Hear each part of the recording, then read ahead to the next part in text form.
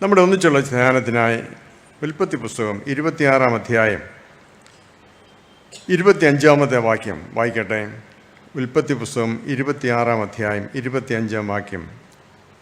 അവിടെ അവൻ ഒരു യാഗപീഠം പണിതു, യഹോവയുടെ നാമത്തിൽ ആരാധിച്ചു. അവിടെ തൻ്റെ കൂടാരം അടിച്ചു. അവിടെയും ഇസ്ഹാക്കിൻ്റെ ദാസന്മാർ ഒരു കിണർ കുഴിച്ചു. 13-ാമത്തെ വാക്യം.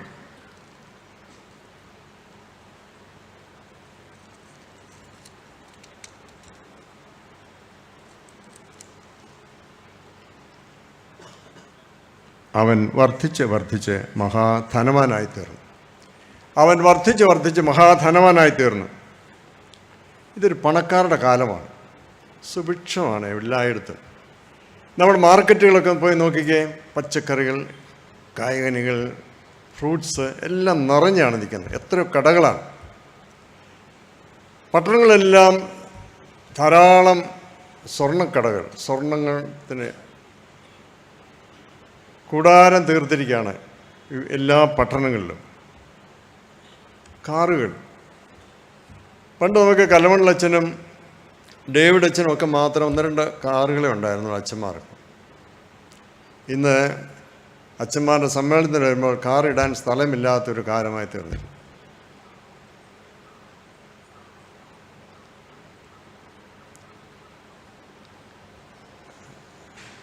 പണം, ലോട്ടറി. 1965 DC കിഴക്കമറി 1 ലക്ഷം രൂപ, 1 രൂപ കൊടുത്താൽ ഒരു ലോട്ടറി ആരംഭിച്ചത്. അത് ഞാൻ ഹൈസ്കൂൾ പഠനം കഴിഞ്ഞ് കോളേജിലേക്ക് വരുന്ന സമയമാണ്. അപ്പോൾ അദ്ദേഹത്തിൻ്റെ ഒരു പരസ്യമുണ്ട്. 1 ലക്ഷം രൂപ, 1 രൂപ തൂക്കിയിട്ടാൽ 10 കിലോമീറ്റർ നീളം ഉണ്ടാവും. അപ്പോൾ ധനവാന്മാരാകാനുള്ള വ്യഗ്രത അന്നും ഇന്നും വളരെയാണ്. പണമുണ്ടാക്കാൻ വേണ്ടി എന്തും ചെയ്യാവുന്ന ഒരു കാലം പോലെയാണ്. കൊല്ലണേ കൊല്ലാം, കൊട്ടേഷൻ ഗ്രൂപ്പിനെ കൊണ്ടുവരാം, സ്വർണം കടത്താം, ഏത് വിധത്തിലെങ്കിലും പണമുണ്ടാക്കുക എന്നൊരു ചിന്ത മാത്രമാണുള്ളത്. കോഴിക്കോട് കൊടുവള്ളി എന്നൊരു കൊച്ചു സ്ഥലമാണ്. കേരളത്തിലെ ഏറ്റവും കൂടുതൽ സ്വർണ്ണക്കടകളുള്ളത് കൊടുവള്ളിയിലാണ്. പണത്തിൻ്റെ പുറകെ ആളുകൾ ഓടിക്കൊണ്ടിരിക്കുന്നൊരു കാലം. ഇതൊരു പണക്കാരുടെ തന്നെ കാലമാണ്. എന്നാൽ നമുക്കൊരു പട്ടിണിക്കാലമുണ്ടായിരുന്നു. പച്ചത്തൊണ്ടിൽ തീ മേടിച്ചു കൊണ്ടുപോകുന്നത് ഞാൻ കണ്ടിട്ടുണ്ട്. ഒരു തീപ്പെട്ടി മേടിക്കാൻ പണമില്ലാത്തവർ. 2 ലോകമഹായുദ്ധങ്ങൾ കഴിഞ്ഞപ്പോൾ നമ്മുടെ ദേശം ദാരിദ്ര്യം അനുഭവിച്ചതാണ്. ശരിയായ വസ്ത്രം കിട്ടാനില്ല, പരുക്കൻ തുണി, ജപ്പാൻ തുണി.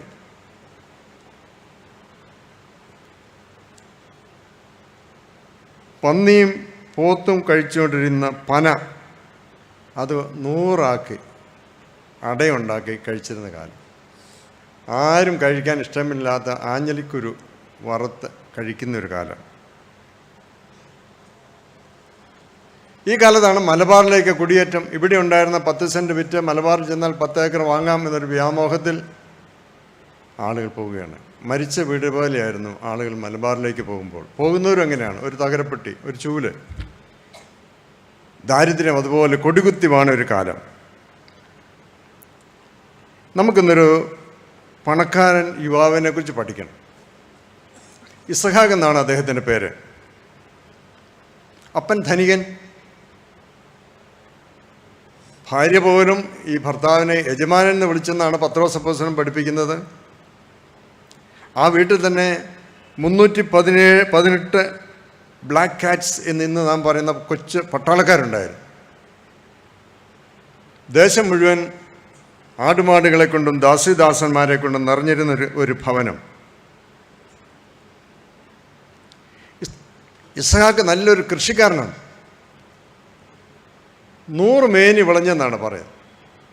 ഒരു പറ വിതച്ചാൽ 100 പറ തിരിച്ചു കിട്ടുന്ന കൃഷിക്കാരൻ. കോട്ടയത്തെ പുഷ്പഫലമേള നടക്കുമ്പോൾ ഞാൻ കാണാൻ പോയിട്ടുണ്ട്. 6 അടി നീളമുള്ള കാച്ചിക്ക. ഞാൻ അത്ഭുതപ്പെട്ടു. കാച്ചിക്ക വളരുന്നതിലല്ല, ഇത് ഒടിയാതെ മുറിയാതെ എങ്ങനെ പറിച്ചെടുത്തു. നല്ല കൃഷിക്കാരൻ, നല്ല പണക്കാരൻ. എന്നാൽ പണക്കാരനായിരിക്കുന്നത് തെറ്റാണെന്ന് വേദപുസ്തകം പഠിപ്പിക്കുന്നില്ല.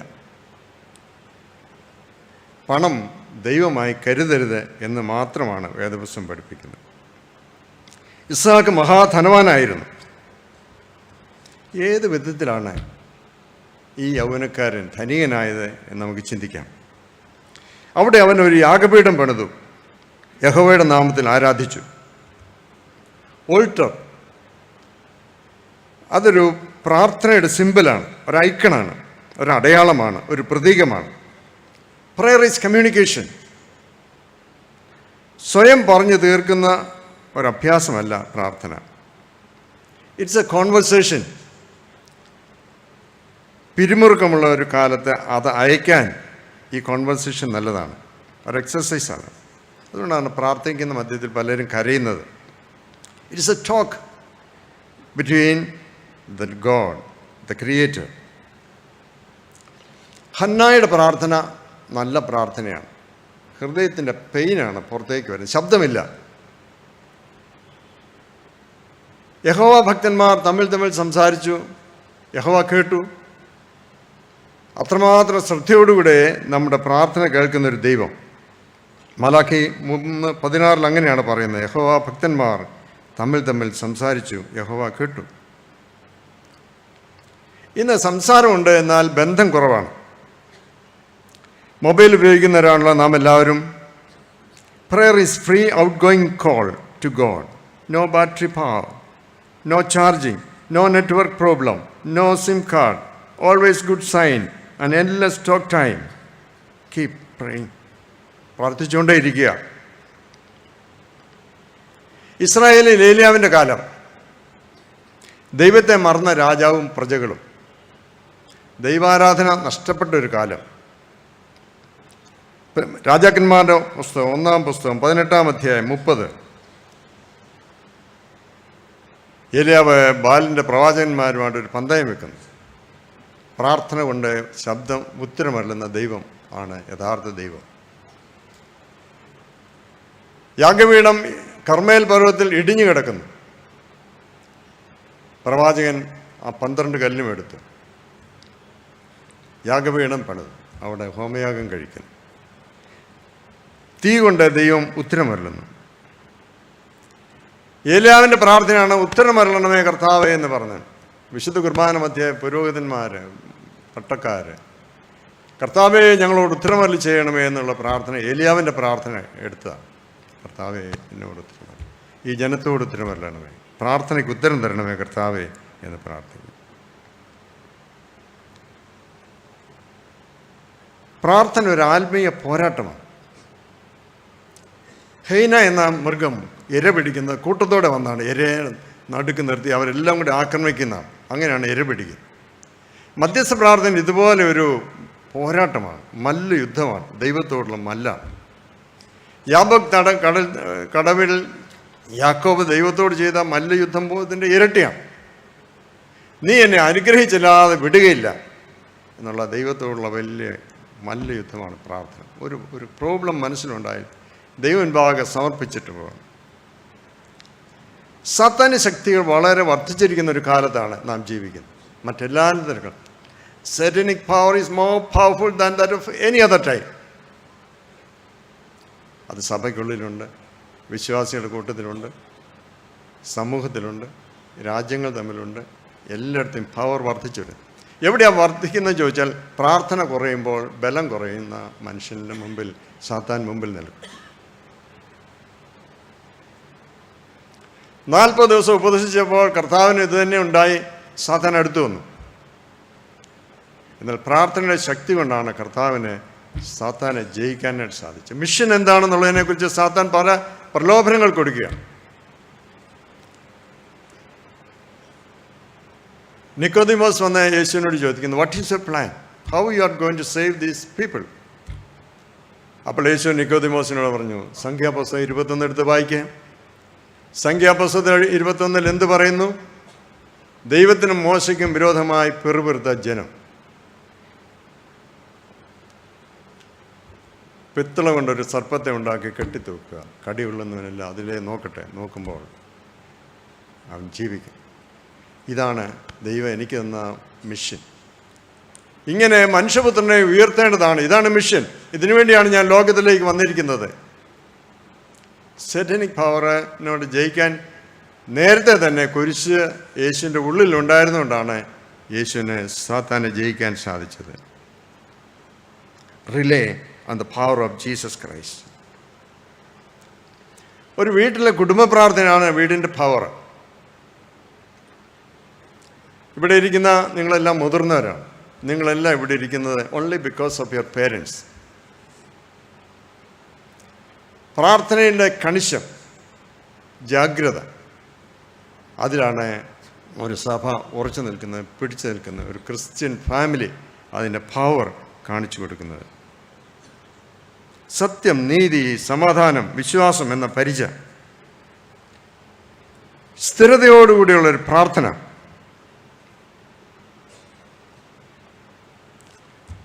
അബ്രഹാം ദൈവവും യഹോവയും തമ്മിൽ സംസാരിച്ച് നടക്കുകയാണ്.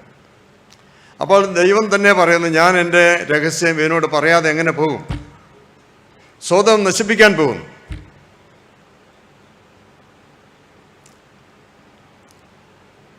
അബ്രഹാമിൻ്റെ ദുഃഖം കാണും എന്നാ അതിന് ചോദിച്ചു. നീതിമാന്മാരോടുകൂടി ഒരു രാജ്യം നശിപ്പിക്കുമോ? ഇല്ല. 50 പേരുണ്ടെങ്കിൽ, 50 നീതിമാന്മാരുണ്ടെങ്കിൽ നശിപ്പിക്കില്ല. 40 ഇല്ല, 30 ഇല്ല, 20 ഇല്ല, 10. പിന്നെ അബ്രഹാം ചൊല്ലിട്ടു, ചോദിക്കണ്ട. ലോത്ത് ഭാര്യ, 2 പെൺമക്കൾ, 4, അവരെ കല്യാണം കഴിക്കുന്നുണ്ട്, 6 വേലക്കാര്, 4 പേരിൽ ആ വീട്ടിൽ കാണുകയല്ലേ. ഒരു വീടുണ്ടെങ്കിൽ ഒരു ദേശം നശിപ്പിക്കില്ല എന്ന് ദൈവം പറയുന്നു. ദൈവത്തോടുള്ള മധ്യസ്ഥത. മോശ 6 ലക്ഷം പേരെയും കൊണ്ട് വന്നപ്പോൾ ദൈവം പറഞ്ഞു, ഇവനെ മുഴുവൻ ഞാൻ കൊല്ലാൻ പോവാണ്. മോശ പറഞ്ഞു, അയ്യോ അരുതേ കർത്താവേ, എന്നെ എൻ്റെ പിതൃഭവനത്തെ നെടുമ്പാട് വീണു. കൊല്ലല്ലേ ദൈവമേ, കൊല്ലല്ലേ. ജനം എന്ത് പറയും? ഇതിനു വേണ്ടിയാണോ നീ ഇവരെ കൊണ്ടുവന്നെന്ന് ലോകം പറയുമല്ലോ. കൊല്ലല്ലേ, കൊല്ലല്ലേ ദൈവമേ. യോനായുടെ കാലത്ത് യോനായ്ക്ക് അതിൻ്റെ സീരിയസ്നെസ്സോ തീവ്രതയോ മനസ്സിലാക്കില്ല. ദൈവം യോനായോട് ചോദിക്കുന്നു, 1,20,000 ചില്വാനം ജനങ്ങളും മൃഗങ്ങളും നശിച്ചു പോകുന്നതിൽ എനിക്ക് അയ്യോഭാവമില്ലയോ? ജനം രട്ടെടുത്തു. രാജാവ് തൊട്ട് താഴെ കാരാഗ്രഹത്തിലുള്ളവൻ വരെ രട്ടെടുത്തു. ദൈവത്തോട് അനുതപിച്ചു. 3 നോമ്പറ്റ് വലിയ ദർശനം അതാണ്. അനുതപിക്കുക, ദൈവത്തോട് മടുത്തു പോകാതെ പ്രാർത്ഥിക്കുക. ഞാനൊരു വിവാഹം നടത്തി. ആ പെൺകുട്ടി കാത്തലിക് സഭയിൽ നിന്ന് വന്നതാണ്. കുറച്ച് നാൾ കഴിഞ്ഞപ്പോൾ ഞാൻ അവളെ കണ്ടപ്പോൾ, വർത്തമാനമൊക്കെ പറഞ്ഞപ്പോൾ, പ്രാർത്ഥനയെക്കുറിച്ച് പറഞ്ഞപ്പോൾ അവൾ എന്നോട് ചോദിച്ചു, നിങ്ങൾ മെത്രാന്മാർ ഉപവസിക്കുമോ?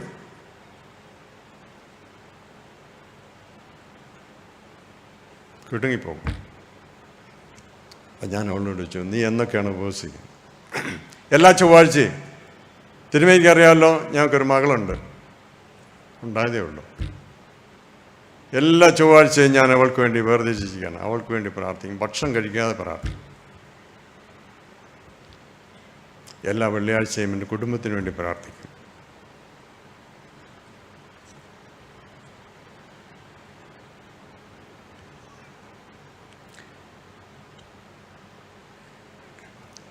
ഞാൻ ഈ കട്ടപ്പനയിൽ നമ്മുടെ മണ്ണർകാട് മെഡിക്കൽസിൻ്റെ കൊച്ചുമൻ്റെ വീട്ടിൽ ഒരു ദിവസം താമസിക്കാൻ പോയി. നേരം വെളുത്തപ്പോൾ ഒരു പാട്ട് വീടിൻ്റെ മുറ്റത്ത്. ഞാൻ ഓർത്ത്, ഞാൻ പോലും അറിഞ്ഞില്ലല്ലോ എന്ത് പ്രാർത്ഥന ചെയ്ത്. ദൈവകൃപയിൽ ഞാൻ ആശ്രയിച്ച് ഞാൻ ഇറങ്ങിച്ചെന്നപ്പോൾ കൊച്ചുമോൻ്റെ വേലക്കാരെല്ലാം കൂടെ കൂടി കൊച്ചുമോൻ്റെ നേതൃത്വത്തിൽ പാടുകയാണ്. പിന്നെ ഒരു സങ്കീർത്തനം വായിക്കുക. ഒരു ക്രിസ്ത്യാനിയുടെ വീട്ടിൽ വേല ചെയ്യാൻ വരുന്നവർക്കുള്ള ഒരു സന്ദേശം.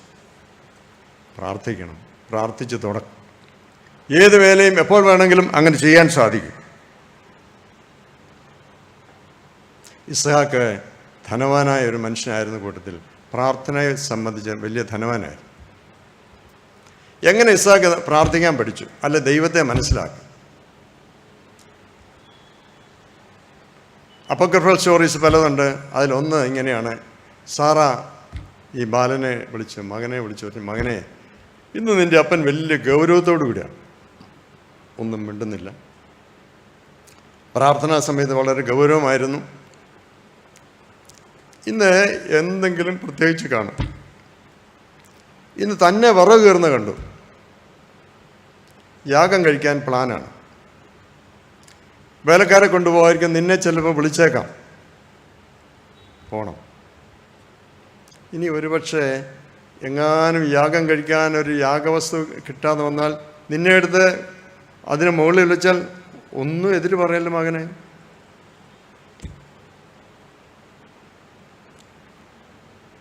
അത് തന്നെ സംഭവിച്ചു. ഇസ്ഹാക്കിനെ കിടത്തിയ ശേഷം അബ്രഹാം കത്തി കയറി മുകളിലോട്ട് നോക്കുമ്പോൾ ഇതാ ദൈവം സ്വർഗത്തിൽ നിന്ന് ഇറങ്ങി വരുന്നു. അബ്രഹാം കാണുന്നതിന് മുമ്പേ ഈ കൊച്ചു ബാലനായിരിക്കും കണ്ടത് ദൈവം ഇറങ്ങി വരുന്നത്. പ്രാർത്ഥനയുടെ ഭാവം, ദൈവത്തിലുള്ള വിശ്വാസത്തിൻ്റെ ആഴം. ഈ ഇസ്ഹാക്ക് പ്രാർത്ഥനാ ജീവിതത്തിൽ ധന്യനായിരുന്നു. ഒരു കല്യാണം കഴിക്കാൻ പോകുമ്പോൾ ആരൊക്കെ എന്തൊക്കെ ഒരുങ്ങണം?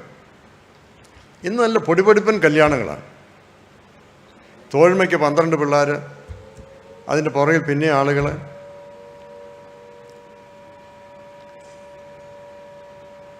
എന്തിനാ വന്നിരിക്കുന്ന അറിയാൻ മേലാത്ത മണവാളിനും മണവാട്ടി. വിരലിൽ മോതിരം ഇട്ടുകൊണ്ട് വന്നാൽ എന്ത് ചോദിക്കണം അവളോട്? നിങ്ങൾ പറ. വിരലിൽ മോതിരം ഇട്ടുകൊണ്ട് വരുന്ന മണവാട്ടിയോട് എന്ത് ചോദിക്കണം കാർമയിൽ?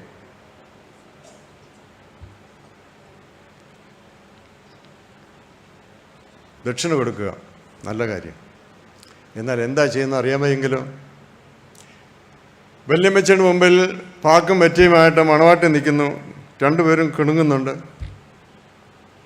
ഒന്നും നടക്കുന്നില്ലെന്ന് കണ്ടപ്പോൾ വെറ്റ മേടിച്ച് കയ്യിൽ വെച്ചിട്ട് വല്യമ്മച്ചി മണവാട്ടിയുടെ കാലെ തൊട്ട് നമസ്കരിച്ചിട്ടു. ഒടിപൂരം കല്യാണങ്ങൾ. എന്താ നടക്കുന്ന അറിയാൻ മേലാത്ത മണവാളിനും മണവാട്ടിയും, പ്രാർത്ഥനയിൽ ശ്രദ്ധിക്കാത്തവർ. കാർമികനേക്കാൾ കൂടുതൽ ഫോട്ടോഗ്രാഫർമാരെ ഇഷ്ടപ്പെടുന്നവർ. പൊട്ടി പോകുന്ന കല്യാണം. ഞാനൊരു കല്യാണം കഴിഞ്ഞ ഫോട്ടോ എടുക്കാൻ നിൽക്കുമ്പോൾ ഒരു മണവാട്ടിയുടെ അമ്മയുടെ സ്നേഹിത വന്ന് അവരോട് സംഭാഷണം. നല്ല ചേർച്ച. അപ്പോൾ ഈ അമ്മ കരയുന്നു. അമ്മ പറഞ്ഞു, ഇവളുണ്ടായ അന്ന് മുതൽ ഇന്ന് വരെ ഇതിനു വേണ്ടി, ഈ ദിവസത്തിന് വേണ്ടി ഞാൻ പ്രാർത്ഥിച്ചതാണ്. പ്രാർത്ഥനയുടെ സമ്മാനമാണ് ദൈവം തന്നതാണ്. എപ്പോഴൊക്കെ പ്രാർത്ഥിക്കണം? എന്തിനു വേണ്ടി പ്രാർത്ഥിക്കണം? യൂഹാനോസ് മാർത്തോമാ തിരുമേനി ഒരിക്കൽ മണ്ഡല യോഗത്തിൽ പറഞ്ഞു, നമ്മുടെ താഴത്തച്ഛൻ്റെ ഒരു കഥയുണ്ട്, നിങ്ങളോട് പറയാം. പഴയ ചെറിയ പള്ളിയിൽ നിന്ന് മാറി പുതിയ പള്ളി പണിതപ്പോൾ ഒരു മണി വേണം. അപ്പോൾ അച്ഛൻ പള്ളിക്കാരോട് പറഞ്ഞു, നമുക്കൊരു മണി വേണം. മൂശാരിയെ കിട്ടിയിട്ടുണ്ട്, പണവും കിട്ടിയിട്ടുണ്ട്, നിങ്ങൾ പ്രാർത്ഥിക്കണം. പ്രാർത്ഥിച്ചു. മണി വാർത്തു. രണ്ടാഴ്ച കഴിഞ്ഞപ്പോൾ മൂശാരി വന്ന് അച്ഛനോട് പറഞ്ഞു, അച്ഛോ മണിയൊക്കെ വാർത്തു, നല്ല ശബ്ദമുണ്ട്. പക്ഷെ അച്ഛോ നാക്ക് വാർക്കാൻ മറന്നുപോയി. അച്ഛൻ പറഞ്ഞു, നീ അതങ്ങ് വാർത്തോ. ഒരാഴ്ച കഴിഞ്ഞാൽ മൂശാരി വന്ന് പറഞ്ഞു, അച്ഛോ നാക്ക് വാർത്ത് പക്ഷേ പൊട്ടിപ്പോയി. പിറ്റേ ആഴ്ചയിൽ അച്ഛൻ പറഞ്ഞു, പ്രിയപ്പെട്ടവരെ, മണി വാർക്കുമ്പോൾ മാത്രം ദൈവം മതി എന്നൊരു ചിന്തയുണ്ടായിരുന്നു. ഞാൻ നാക്ക് വാർക്കുന്ന കാര്യം നിങ്ങളോട് പറഞ്ഞില്ലല്ലോ, പ്രാർത്ഥിച്ചില്ലല്ലോ, പൊട്ടിപ്പോയി. ചെറിയ കാര്യങ്ങളിലും ദൈവത്തോട് നമുക്ക് അനുവാദവും ദൈവത്തോട് കമ്മ്യൂണിക്കേഷൻ നടക്കണം. പ്രാർത്ഥന അതിന് വലുതാണ്. ഡോക്ടർ ബാബു പോൾ ഈ കോട്ടയം കളക്ടറായിരുന്നു. ഒരിക്കൽ ഞങ്ങൾ യുവജനസഖ്യ മീറ്റിങ്ങിൽ അദ്ദേഹം വന്നു. അദ്ദേഹം പറഞ്ഞു, എനിക്ക് എൻ്റെ ഡെപ്യൂട്ടി കളക്ടർ ധിക്കാരിയാണ്, രാജസ്ഥാൻകാരനാണ്, എന്നും ഉടക്കാണ്, ഒരു വർക്കും ചെയ്യാൻ സമ്മതിക്കുന്നില്ല. അപ്പോൾ ബാബുപോളിൻ്റെ അപ്പൻ പൗലോസ് അച്ഛനോട് പറഞ്ഞു, ഇങ്ങനൊരു പ്രോബ്ലം ഉണ്ട് എനിക്ക്. അപ്പോൾ അച്ഛൻ ചോദിച്ചു, do you ever pray for that person? ആ മനുഷ്യന് വേണ്ടി നീ എന്തെങ്കിലും പ്രാർത്ഥിക്കുന്നുണ്ടോ? എന്തെങ്കിലും പ്രാർത്ഥിച്ചിട്ടുണ്ടോ? അപ്പോൾ പ്രാർത്ഥിച്ചിട്ടില്ല. അപ്പോൾ ബാബു പറഞ്ഞു, അടുത്ത 3 മാസം അതിനു വേണ്ടി പ്രാർത്ഥിക്കും. 6 മാസം കഴിഞ്ഞപ്പോൾ ഇവിടുന്ന് സ്ഥലം മാറി രാജസ്ഥാനിൽ പോയ കളക്ടർ പറഞ്ഞു, ബാബു, നിങ്ങളോട് എനിക്ക് വിരോധമുണ്ടായിരുന്നു, പിണക്കമായിരുന്നു. എന്നാൽ ഇപ്പോൾ ഞാൻ വിചാരിക്കുന്നു, മനസ്സിലാക്കുന്നു, കുറ്റം എൻ്റേതാണ്, എന്നോട് പൊറുക്കുക. ഏത് കാര്യത്തിലൊക്കെയാണ് നമുക്ക് ഈ പ്രാർത്ഥനാ ജീവിതം മുന്നോട്ട് കൊണ്ടുപോകാനായിട്ട് കഴിയുന്നത്? പ്രാർത്ഥനാ ജീവിതം ഇല്ലാതെ പോകുന്ന അനുഭവം എവിടെയാണ്? പരിശുദ്ധ പരിമല തിരുമേനിയുടെ വാക്കുകൾ ഇങ്ങനെയാണ്: പ്രാർത്ഥന എന്നുള്ളത് ശൈശവത്തിലെ ഉത്സാഹവും യൗവനത്തിലെ ആശ്രയവും വാർദ്ധക്യത്തിലെ ബലവുമാണ്. ഇത് പ്രാർത്ഥനയെക്കുറിച്ചുള്ള നല്ല ബോധ്യമായിരിക്കും. പ്രാർത്ഥന എന്നത് ശൈശവത്തിലെ ഉത്സാഹവും യൗവനത്തിലെ ആശ്രയവും വാർദ്ധക്യത്തിൻ്റെ ബലവുമാണ്. രണ്ടാമത് ഇസ്ഹാക്കിനെ കുറിച്ച് പറയുന്നത്, അവിടെ തൻ്റെ കൂടാരം അടിച്ചു. ധനവാൻ എന്തിനാ കൂടാരം? കാശുള്ള ആരെങ്കിലും ടെൻറ്റിൽ പോയി കിടക്കുമോ? വേദപുസ്തകം പറയുന്നത് ടെൻറ്റിലാണ് കിടന്നെന്നാണ് പറയുന്നത്. എബ്രായ ലേഖനം 11-ാം അധ്യായം 9-ാമത്തെ വാക്യം: വിശ്വാസത്താൽ അവൻ വാഗ്ദത്ത ദേശത്ത് ഒരു അന്യദേശത്ത് എന്നപോലെ ചെന്ന് വാഗ്ദത്തത്തിന് കൂട്ടവകാശികളായ ഇസ്ഹാക്കിനോടും യാക്കോബിനോടും കൂടെ കൂടാരങ്ങൾ പാർത്തുകൊണ്ട് ദൈവം ശില്പിയായി നിർമ്മിച്ചതും അടിസ്ഥാനമുള്ളതായ നഗരത്തിനായി കാത്തിരുന്നു. ദൈവം ശില്പിയായി നിർമ്മിച്ചതും വാഗ്ദത്തപ്രകാരമുള്ളതുമായ ഒരു വാഗ്ദാന നഗരത്തിന് വേണ്ടി കൂടാരങ്ങളിൽ പാർത്തുകൊണ്ട് കാത്തിരുന്നു. കൊച്ചുഞ്ഞുദ്ദേശിച്ച് അതുകൊണ്ടാണ് പാടുന്നത്: കൂടാരവാസികളാകും നമുക്കിങ്ങു വിടുന്നോ നാടുന്നോ ചൊൽവാനെന്ത്. ഉറപ്പാണ്, കൂടാരവാസികളായ നമുക്ക് ദൈവം ഒരുക്കുന്ന വലിയ നഗരത്തെക്കുറിച്ച്, ഭവനത്തെക്കുറിച്ച്, ഇതഴിഞ്ഞു പോയാൽ കൈപ്പണിയില്ലാത്ത നിത്യമായൊരു നഗരം, ഒരു വീട്, നിത്യഭവനം ഉണ്ടാക്കുന്നു എന്നൊരു ചിന്ത. യോഹന്നാന്റെ സുവിശേഷം 14-ാം അധ്യായത്തിൽ കർത്താവ് നന്നായി പഠിപ്പിക്കുന്നുണ്ട്: എൻ്റെ പിതാവിൻ്റെ ഭവനത്തിൽ അനേകം വാസസ്ഥലങ്ങളുണ്ട്, ഇല്ലെങ്കിൽ ഞാൻ നിങ്ങളോട് പറയുമായിരുന്നു. അതിൻ്റെ സമയമായാൽ പിന്നെയും വന്ന് ഞാൻ നിങ്ങളെ ചേർത്തുള്ളൂ. ക്രിസ്ത്യാനിയുടെ ജീവിതം പ്രത്യാശയുടെ ജീവിതമായിരിക്കണം. യേശുവിനെ കണ്ടു കഴിഞ്ഞ എല്ലാ മനുഷ്യൻ്റെയും മനസ്സിലും ഹൃദയത്തിലും പ്രത്യാശ തിങ്ങി നിറഞ്ഞിരിക്കണം. ഒരു യേശുവിനെ അറിയുന്നൊരു വീട്ടിൽ ചെന്നാൽ തന്നെ നമുക്കറിയാം. യേശു ഉള്ള മനുഷ്യരെ കണ്ടാൽ നമുക്ക് തിരിച്ചറിയാം. വയലത്തില അവറാച്ചൻ ഉപദേശിച്ച് പറയും, മുട്ടയിടാൻ പോകുന്ന കോഴിക്ക് തന്നെ ഒരു സൗന്ദര്യം ഉണ്ടെന്ന് പറയും.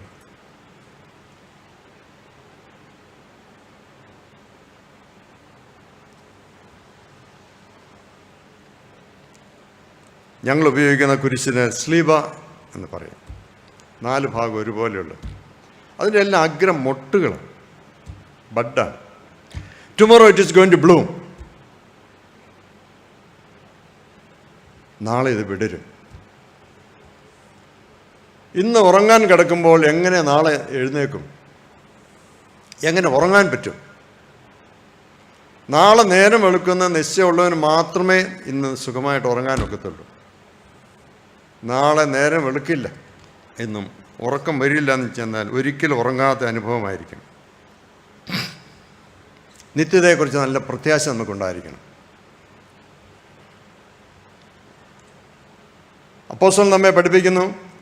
റോമാലേഖനം 8-ാം അധ്യായം 11-ാമത്തെ വാക്യം: യേശുവിനെ മരിച്ചവെന്ന് ഉയർപ്പിച്ചവൻ്റെ ആത്മാവ് നിങ്ങളിൽ വസിക്കുന്നതിനാൽ നിങ്ങളുടെ മർത്യ ശരീരങ്ങളെ അവൻ ഉയർപ്പിക്കും. സെയിം പവറാണ്. വിശുദ്ധ മാമോദീസയിലൂടെ നമുക്ക് ലഭിക്കുന്ന ഈ ദിവ്യാനുഗ്രഹം, ആത്മാവിൻ്റെ ദാനം ലഭിച്ച എല്ലാവരുടെ മേലും ദൈവം തൻ്റെ ആത്മാവിനെ കൊടുത്തിരിക്കുന്നു. മാർത്തോമാക്കാരോട് ചോദിച്ചാൽ പരിശുദ്ധാത്മാവുണ്ടോ എന്ന് ചോദിച്ചാൽ പറയുന്നവരാണല്ലോ, അറിയാൻ മേലാത്ത, മിണ്ടാതിരിക്കുക എല്ലാവരും. ഒരുത്തൻ പോലും പറയില്ല യെസ് ഐ ഹാവ്. നിന്നിൽ പരിശുദ്ധാത്മാവുണ്ടോ എന്ന് ചോദിക്കുമ്പോൾ യേശുവിനെ മരിച്ചവരിൽ നിന്ന് ഉയർപ്പിച്ചതിന് ആത്മാവ് നിങ്ങളിൽ വസിക്കുന്നവരാണ്. മരണമുള്ള നിങ്ങളുടെ ശരീരങ്ങളെ അവൻ ഉയർപ്പിക്കും. പ്രിയപ്പെട്ട കോറിലേച്ചനെ നിങ്ങളെല്ലാം അറിയുകയും ഓർക്കുകയും ചെയ്യും. കൊച്ചമ്മയെ നിങ്ങൾ ഓർക്കുന്നുണ്ട്. കൊച്ചമ്മയ്ക്ക് ക്യാൻസറായി വെല്ലൂർ ആശുപത്രിയിലാണ്. അപ്പോൾ കൊച്ചമ്മയെ കാണാൻ വേണ്ടി ഞാൻ വെല്ലൂർ ആശുപത്രിയിൽ പോയി. അപ്പം കൊച്ചമ്മ അവിടെ ഇരിക്കുന്നു. അടുത്ത് വേറൊരാളുണ്ട്, 23 വയസ്സുള്ളൊരു യാക്കോബായ സഭയിലെ ഷമ്മാശൻ എന്നോട് പറഞ്ഞു, എനിക്കും കൊച്ചമ്മയ്ക്ക് ഇനി 3 മാസം കൂടെ ദൈവം തന്നിട്ടുണ്ട്. എനിക്കും കൊച്ചമ്മയ്ക്കും 3 മാസം കൂടെ ദൈവം തന്നിട്ടുണ്ട്. അവർക്ക് നിശ്ചയമുണ്ട് ഇന്നിപ്പം മരിക്കുമെന്ന്. നമുക്കതില്ലാത്തതാണ് പ്രശ്നം. പോരാൻ നേരത്തെ ഞാൻ കൊച്ചമ്മയോട് ചോദിച്ചു, നമുക്കൊന്ന് പ്രാർത്ഥിക്കാം, ഏത് പാട്ട് പാടും? അപ്പം കൊച്ചമ്മ പറഞ്ഞു, യേശു കയ്യിൽ സ്വൈര്യം, തൻ മാർവിലൻ ക്ഷേമം, തൻ സ്നേഹത്തണലിലൻ ദേഹിമേവും സ്വസ്ഥം. ദൂതസ്വരം വീശുന്നു തേജോവീതിയിലൂടെ, പളുങ്ക് കടലിന്മേൽ ഇമ്പഗീതമോടെ. യേശു കയ്യിൽ സ്വൈര്യം, തൻ മാർവിലൻ ക്ഷേമം. നല്ല ഉറപ്പോടുകൂടിയാണ് കൊച്ചമ്മ യാത്രയാണ്. നമുക്കും യാത്ര പോകുമ്പോൾ ഉറപ്പോടുകൂടെ വേണം പോകാൻ. ക്രിസ്ത്യാനി ഒരു കഴുകനെ പോലെ ആയിരിക്കണമെന്ന് പറയുന്നു. ഭക്ഷണത്തിന് വേണ്ടി മാത്രം താഴെ, ജീവിതം മുഴുവൻ ഉയരത്തിൽ, ഉന്നത ദർശനത്തോടുകൂടെ ജീവിതം കഴിക്കണം. ചില ആളുകൾ ഭക്ഷണത്തിന് വേണ്ടി മാത്രമാണ് ജീവിക്കുന്നത്. അതുകൊണ്ടാണ് കർത്താവ് നമ്മെ പഠിപ്പിച്ചത്, മനുഷ്യൻ പുത്രൻ മനുഷ്യർ ഭക്ഷണത്തിൽ കൊണ്ട് മാത്രമല്ല ദൈവത്തിൻ്റെ വചനം കൊണ്ടുകൂടെ ജീവിക്കണം. ആഗൽ കർസ എന്ന വലിയ മനുഷ്യനെ നമ്മൾ കേട്ടിട്ടുണ്ടല്ലോ, ആഗൽ കർസ. എന്നാൽ ആരാണ് ഈ ആളെന്ന് നമുക്ക് മനസ്സിലാകുന്നത്. തീറ്റിപ്രിയൻ എന്നാണ് ശരിയായ അർത്ഥം. ഭക്ഷണപ്രിയൻ, ജഡമയൻ, ലോകത്തിന് വേണ്ടി ജീവിക്കുന്നവർ, അതിനപ്പുറം ഒന്നും ചിന്തിക്കാതെ ജീവിക്കുന്നവർ. ആഗൽ കർസയുടെ ബന്ധനം. യേശുവിൻ്റെ പരീക്ഷയും ഭക്ഷണകാര്യത്തിലായിരുന്നു. എന്നാൽ ഭക്ഷണത്തെ യേശു അതിജീവിച്ച് അങ്ങനെയാണ്. ഒരു ഭക്ഷണം കൊണ്ടാണ് പറുദീസ നമുക്ക് നഷ്ടപ്പെട്ടെങ്കിൽ വിശുദ്ധ കുർബാന എന്നൊരു ഭക്ഷണത്തിലൂടെയാണ് നമുക്ക് തിരിച്ച് ഏദനിലേക്ക് പോകാൻ ദൈവം വഴിയൊരുക്കുന്നത്. നിത്യതയെക്കുറിച്ചുള്ള വലിയ ബന്ധം.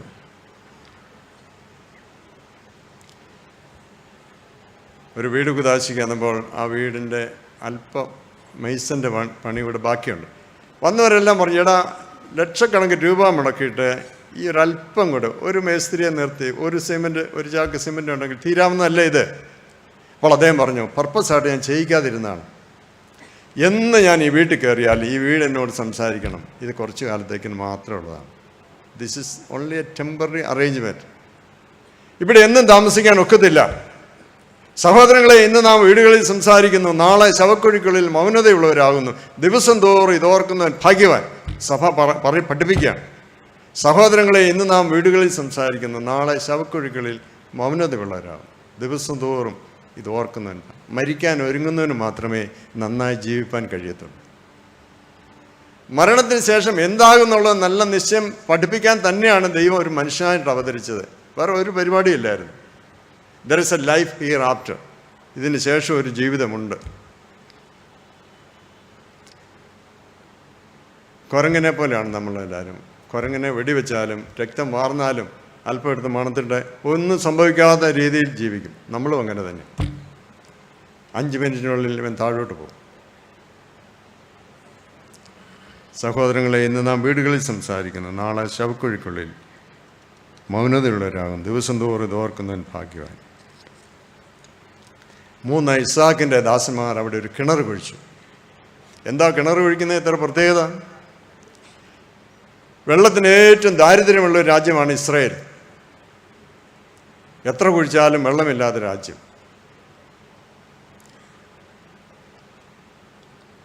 ഡ്രിപ്പ് ഇറിഗേഷൻ എന്നൊരു പുതിയ നൂതന സമ്പ്രദായം ലോകത്തിന് പഠിപ്പിച്ചവരാണ്. കുളിമുറിയിൽ നിന്ന് പോകുന്ന വെള്ളം പോലും ഒരു തുള്ളി പോലും പാഴിൽ പോകാതെ എല്ലാ കൃഷിയിടങ്ങളിലേക്ക് അവർ പോകും. ഇസ്രായേൽ സന്ദർശിക്കുമ്പോൾ നമുക്കറിയാം, 1000 ഏക്കർ സ്ഥലത്താണ് കൃഷി. വാഴക്കൊലകൾ ഇങ്ങനെ നിരനിരയായി ഒന്നിച്ച് കായ്ച്ച് നിൽക്കുന്ന കാണുന്നത് സന്തോഷം. ഓറഞ്ച് എല്ലാം ഒട്ടും വെള്ളം കളയാതെ സൂക്ഷിക്കുന്ന രാജ്യം. അബ്രഹാമിൻ്റെ കാലത്ത് അബ്രഹാമിൻ്റെ ദാസന്മാർ കിണർ ഒഴുകി. ഒന്നിൽ ഈ കിണറ് അബിമേലെക്കിൻ്റെ ആളുകൾ, ഫെലിസ്തീൻ്റെ ആളുകൾ വന്ന് കൈവശപ്പെടുത്തും, അല്ലെങ്കിൽ മൂടിക്കളയും. വഴക്കാണ്. ഇതിലാണ് ഓണർഷിപ്പിൻ്റെ വഴക്കാണ്. അബ്രഹാമിൻ്റെ കാലം കഴിഞ്ഞു. ഇസ്ഹാക്ക് രാജ്യഭാരം ഏൽക്കുമ്പോൾ അവനൊരു ചിന്തയുണ്ട്, എൻ്റെ അപ്പൻ കുഴിച്ച കിണറെല്ലാം വീണ്ടും ഒന്ന് കുഴിക്കണം, അതിൽ നിന്ന് കുടിക്കണം. ഞങ്ങളുടെ പിതാക്കന്മാരുടെ ദൈവമേ എന്നൊരു നല്ല പ്രാർത്ഥനയുണ്ട്. അബ്രഹാമിൻ്റെ ഇസ്ഹാക്കിൻ്റെയും ദൈവമേ. നമ്മളാരും യഹൂദന്മാരായിട്ട് പ്രാർത്ഥിക്കുന്നതല്ല. അപ്പോസ്തലൻ നമ്മെ പഠിപ്പിക്കുന്നത്. വിശ്വാസികളാണ് അബ്രഹാമിൻ്റെ മക്കൾ. അബ്രഹാമിൻ്റെ വിശ്വാസം എനിക്ക് തരണമേ ദൈവമേ, എൻ്റെ അപ്പൻ്റെ വിശ്വാസം എനിക്ക് തരണമേ ദൈവമേ, ഞങ്ങളുടെ പിതാക്കന്മാരുടെ ദൈവമേ. മൂടിയ കിണറുകളെല്ലാം ഇസ്ഹാക്കിൻ്റെ ദാസന്മാർ തുറന്നു. കിണർ നന്മയുടെ ഒരു പ്രതീകമാണ്, ജീവൻ്റെ പ്രതീകം കൂടിയാണ്. അതാണ് ഒരു വീട് പണിയുന്നതിന് ആദ്യം പണി കഴിപ്പിക്കുന്ന ഒരു കിണറാണ്. അതാണ് ഐശ്വര്യം. അതൊരു ചിഹ്നവും അടയാളമാണ്, ജീവൻ്റെ തുടിപ്പാണ്. യിരെമ്യാ പ്രവചൻ പറയുന്നു, എൻ്റെ ജനം 2 ദോഷം ചെയ്തു. അവർ ജീവജലത്തിൻ്റെ ഉറവയായി എന്നെ ഉപേക്ഷിച്ചു, വെള്ളമില്ലാത്ത പൊട്ടക്കിണറുകളെ കുഴിച്ചിരിക്കുന്നു. എൻ്റെ ജനം 2 ദോഷം ചെയ്തു. സഭ വിട്ടുപോയ എത്രയോ ആളുകളുണ്ട്. എനിക്ക് വളരെ സന്തോഷമുണ്ട്. അടൂര് ഞാൻ ശുശ്രൂഷ ചെയ്യുമ്പോൾ അച്ഛന്മാരോടും ഉപദേശിമാരോടും പറഞ്ഞു, പോയതിനോടൊക്കെ തിരിച്ചു വരാൻ പറയണം. നീ ഇവിടെ ഇട്ട കസേര ഇവിടെ ഇപ്പോഴും കിടപ്പുണ്ടെന്ന് പറഞ്ഞു. 300 പേരാണ് തിരിച്ചു വന്നത്.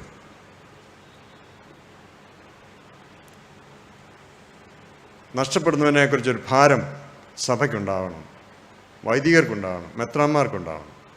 നഷ്ടപ്പെടുന്നതിനെക്കുറിച്ചൊരു ഭാരം നമുക്കുണ്ടാവണം. പിതാക്കന്മാരുടെ വിശ്വാസത്തിൻ്റെ പിന്തുടർച്ച അതിന് മങ്ങലേറ്റിരിക്കുകയാണ്. കൂദാശ വേളകളിൽ കുട്ടികളെ കാണാനില്ല. ഒരു ശവടക്ക സമയത്ത് കുട്ടികളെ കാണാനില്ല. കുർബാനയ്ക്ക് പൊട്ടുപഴിച്ച് 2-3 പേരാണ്. ഇന്ന് ഞങ്ങൾക്ക് ബൊക്കെ തന്ന 2 പിള്ളേരും അതിലെ ഓടി നടക്കുന്ന 4 പേരൊഴിച്ച് ഒരുത്തിനും ഇവിടെ വന്നിട്ടില്ല.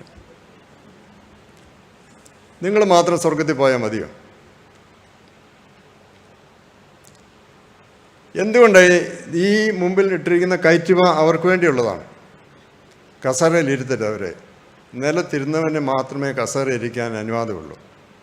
പഠിപ്പിക്കണം. This is reserved for you. തിരുമേനി പറഞ്ഞില്ലേ ആളുകളൊക്കെ വരണമെന്ന്. നാളെ പിള്ളേരും കൊണ്ട് വേണം വരാൻ, അല്ലാത്തൊരു വരണ്ട. അവരെ കണ്ട് നിങ്ങൾ ആരാണെന്നും നിങ്ങളിവിടെ എന്ത് ചെയ്യുന്നതെന്നും പിതാക്കന്മാരും ഉപദേശിമാരും എന്ത് പറയുന്നതെന്നും കേൾക്കണം. ഇല്ലേൽ കുറച്ച് കഴിയുമ്പോൾ 5-10 വർഷം കഴിയുമ്പോൾ ഈ കൺവെൻഷൻ പൂട്ടിക്കെട്ടി പോകേണ്ടി വരും. നമുക്കിപ്പോൾ വളരെ സുഖമാണ്. പന്തൽ, ഫാന്, വെള്ളം വിരിച്ച സ്ഥലം എല്ലാം 3 മെത്രാന്മാർ എല്ലാം ഭയങ്കര കേമമാണ്. മക്കളെവിടെ? ബാലനില്ലാതെ ഞാൻ എങ്ങനെ അപ്പൻ്റെ അടുത്ത് ചെല്ലും? യഹൂദ ജോസഫിനോട് പറഞ്ഞതാണ്. ബെന്യാമിനെ ഇവിടെ ഇട്ടിട്ട് പോകാൻ പറഞ്ഞപ്പോൾ പറഞ്ഞു, ബാലനില്ലാതെ എങ്ങനെ പോകും? ബാലനില്ലാതെ എങ്ങനെ ഞാൻ അപ്പൻ്റെ അടുത്ത് ചെല്ലും? ഈ ഒരു ഭാരം ഇവിടെ ഇരിക്കുന്ന എല്ലാവർക്കും ഉണ്ടാവണം. നാളെ കഴിഞ്ഞും വരാൻ പറ്റില്ലേ? ശനിയും ഞായറാഴ്ചയും നിങ്ങളുടെ കുഞ്ഞുങ്ങളെല്ലാവരും കൊണ്ടുവന്ന് ഇവിടെ ഇരുത്തണം.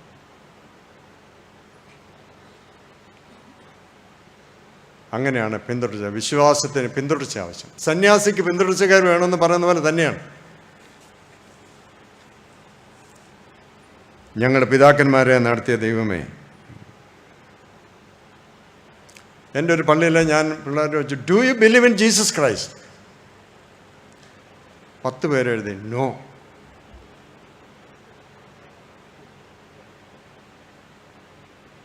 ഇന്നും അതിൻ്റെ വേദന എനിക്കുണ്ട്. No. Do you believe in Jesus Christ? നമ്മളിങ്ങനെ കുറച്ച് പേര് മാത്രം മതിയോ? പന്തലിൽ കയറാത്ത എത്ര പേരാണുള്ളത്? Do you believe in Jesus Christ? No.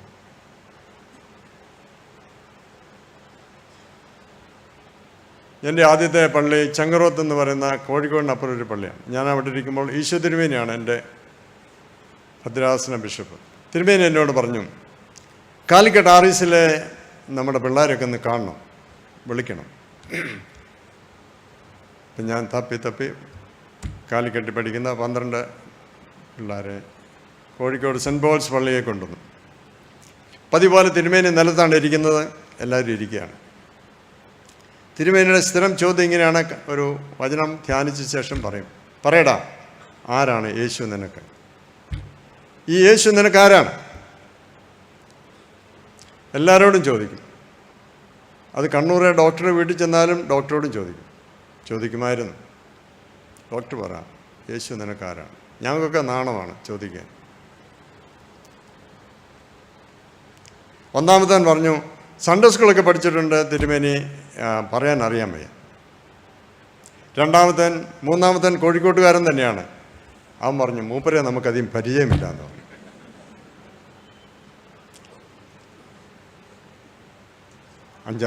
ആറാമത്തവൻ ഒരെട്ടാമൻ പൊങ്ങിയിട്ട് പറഞ്ഞു, bishop, I know this Lord Jesus Christ through my grandmother.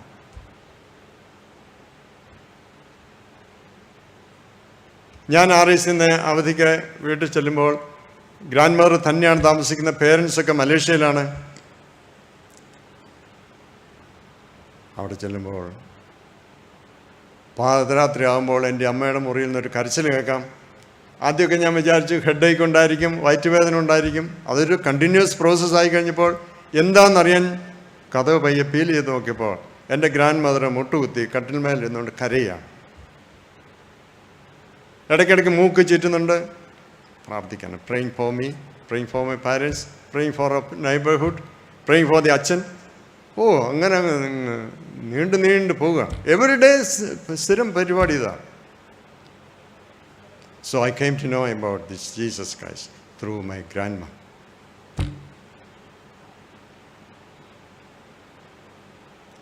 നിങ്ങളുടെ പിള്ളേരോ കൊച്ചുമക്കളോ ഇങ്ങനെ പറയുമെങ്കിൽ ഇനി കൺവെൻഷന് വന്നില്ലേലും കുഴപ്പമില്ല. I know this Jesus Christ. നമ്മുടെ കാലം ചെയ്ത വലിയ തിരുമേനി കുന്നൂർ ഒരു കല്യാണം നടത്താൻ പോയി. അപ്പോൾ തിരുമേനി മധുബായിൽ നിന്നൊക്കെ ഇറങ്ങി വന്നപ്പോൾ മണവാട്ടി ബൊക്കയ്ക്ക് വരും ഒരു വേദവസം പിടിച്ചിരിക്കും. അപ്പം തിരുമേനി അവിടെ അടുത്ത് വന്ന് ചോദിച്ചു, നീ എന്നാ പ്രസംഗിക്കാൻ പോകണോ, ഉപദേശിയാണോ? നിൻ്റെ അപ്പൻ എന്ത് വലിയ പണക്കാരാണ്, എൻ്റെ അപ്പനേക്കാൾ ധനാഢ്യനാണ് നിൻ്റെ വല്യപ്പൻ, കോടിക്കണക്കിന് രൂപ ഉള്ള നീ ഒരു വേദോത്സവം പിടിച്ചുകൊണ്ടാണ് കല്യാണത്തിന് വരുന്നത്. അപ്പോൾ അവൾ പറഞ്ഞു, തിരുമേനി ഇത് ബൊക്കയേക്കാൾ വലുതാണ്. എന്നെ ഒരു കല്യാണം വേണമെന്ന് എൻ്റെ മനസ്സിലുണ്ടായപ്പം തന്നെ എൻ്റെ മനസ്സിലൊരു ചിന്തയാണ്, ഞാൻ കല്യാണത്തിന് പോവുകയാണെങ്കിൽ ഒരു വേദപുസ്തകം പിടിച്ചുകൊണ്ട് പോകും. അത് ഒരു വേദപുസ്തകമല്ല, ഞങ്ങളുടെ വീട്ടിലെ വല്യപ്പച്ചന് ഉപയോഗിച്ച വേദപുസ്തകം. എൻ്റെ ഗ്രാൻഡ് ഫാദർ ഞങ്ങളെ ഫാദറിൻ്റെ ബ്രദേഴ്സുമായിട്ട് സ്വത്ത് വിഭാഗിച്ചപ്പോൾ എൻ്റെ അപ്പൻ മുമ്പിൽ നിന്നോട് പറഞ്ഞു, ഞാൻ മൂത്ത മകനാണ്, എനിക്കൊന്നും വേണ്ട, ഒന്നും മതി, അപ്പച്ചൻ്റെ വേദപുസ്തകം, വേറെ ഒന്നും വേണ്ട. അതിതാണ് അത് അമൂല്യമാണ്.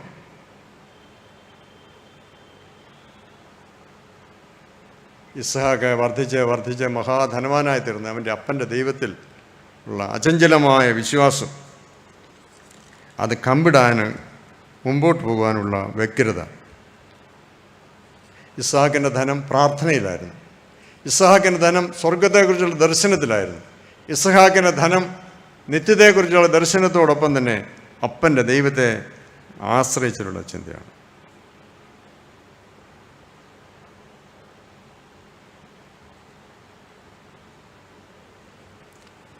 Are you rich enough? വീതിച്ചു കൊടുക്കാൻ കഴിയുമോ? വസ്തു വിഭാഗിച്ചു കൊടുക്കുന്നത് നല്ലതാണ്, വില്ലെഴുതി വെക്കുന്നത് നല്ലതാണ്. മക്കൾക്ക് ദൈവത്തെ കൂടെ മൂർച്ചം കൊടുക്കണം.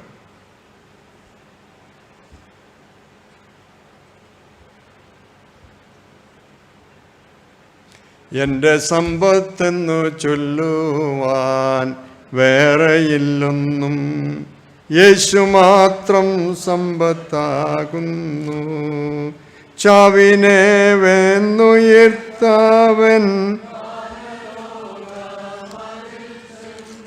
സാധു എന്നെ ഓർത്തു നിത്യം താതനോടു യാചിക്കുന്നു. എൻ്റെ സമ്പത്തെന്നു ചൊല്ലുവാൻ